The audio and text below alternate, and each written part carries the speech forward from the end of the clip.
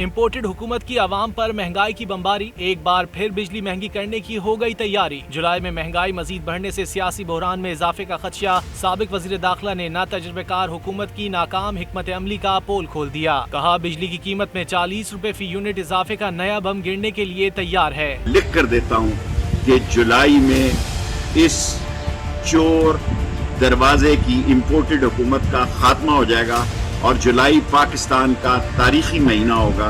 शेख रशीद ने आवाम को एक और बुरी खबर भी सुना दी। बोले जुलाई में सार्फिन बिजली के लिए, सर्दियों में गैस के लिए तरसेंगे। महंगाई मुकाव मार्च की आड़ में हुकूमत पर काबिज होने वाली सरकार को महंगाई ने ही काबू कर लिया। शेख रशीद ने लोटों की ताहयात नाअहली का मुतालबा कर दिया। ईद के बाद 1.5 माह को अहम करार देते हुए कहा अक्टूबर में शफाफ आम इंतखाबात का इनेकाद तमाम मसाइल का वाहिद हल है।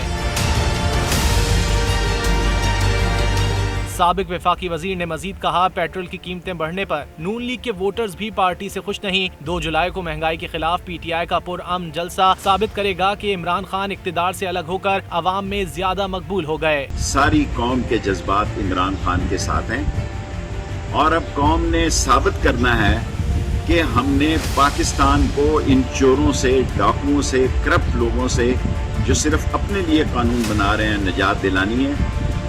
अल्लाह को मंजूर हुआ तो अगले हफ्ते सारा रावलपिंडी जो है वो परेड ग्राउंड में लाल हवेली से हम निकलेंगे, परेड ग्राउंड में शिरकत करेंगे।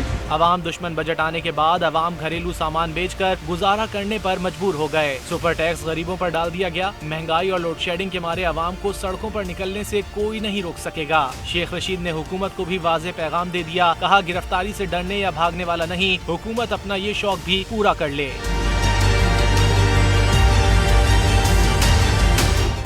सब्सक्राइब करें और बेल दबाएं ताकि कोई खबर रह न जाए।